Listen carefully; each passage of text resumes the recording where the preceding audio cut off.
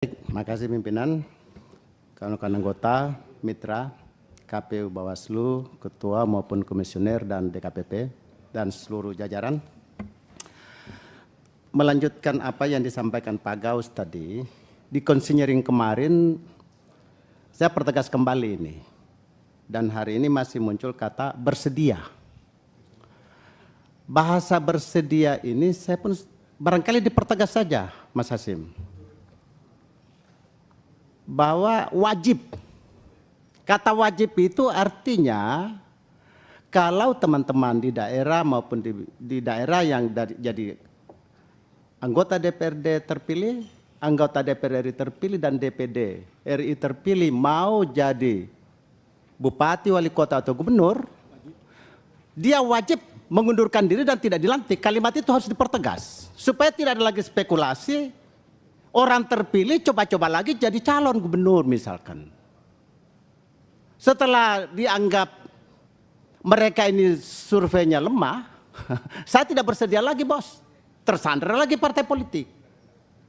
Jadi kalimat wajib itu harus nyata di dalam PKPU.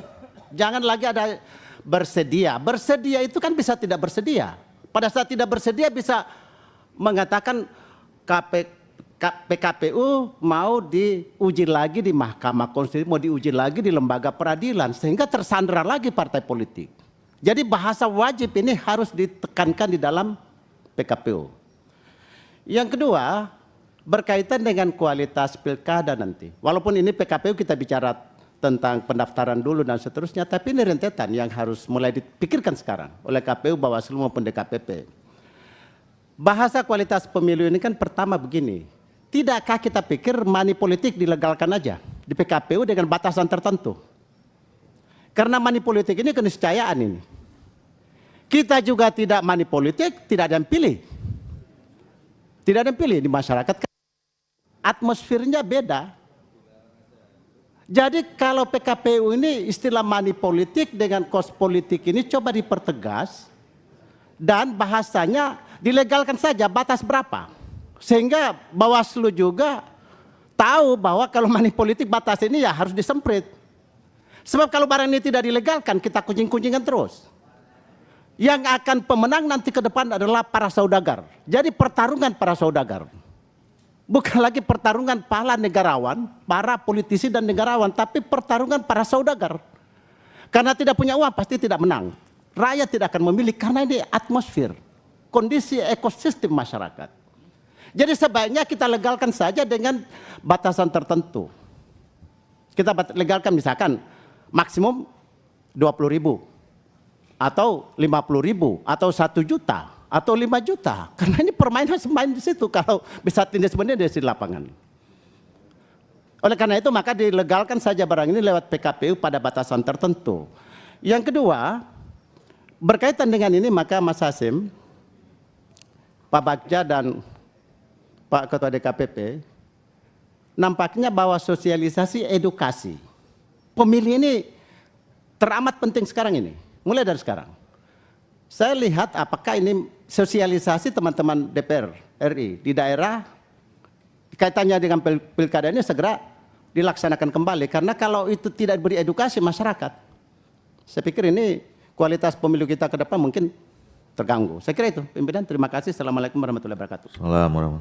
Tadi apa Pak yang 20.000, 50.000, 1 juta itu apa ya? Maksudnya apa? Serangan itu, serangan fajar atau serangan tidak wajar. Karena tidak ada lagi serangan fajar sekarang, serangan 3 hari terakhir. Jadi serangan wajar atau tidak wajar. Diwajarkan aja menjadi, tapi legal dibatasi di PKPU berapa ini? Biaya serangan wajar 3 hari ini. Dilegalisasi aja di PKPU-nya itu. Mungkin namanya bukan money politik tetapi cost politik. Silakan diatur-atur lah supaya hukum ini kan kata-kata. Begitu kira-kira pimpinan. Makasih. Ya, sebenarnya semangat kita ini mau merubah undang-undang pemilu, pokoknya mau Rp1 pun harus kena tangkap Pak. Gitu. Ya. Jadi apalagi cuma PKPU. Ya. Memang saya kira kita semua ini merasakan bahwa situasi pemilu kemarin itu tidak wajar kalau bahasanya Pak Hugua. Ya termasuk Pak Hugua juga pasti merasakan.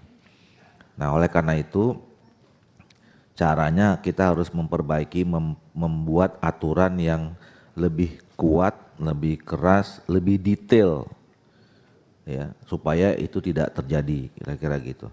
Jadi Pak Hugua ini nyindir kita sebenarnya nih semuanya, ya nyindir.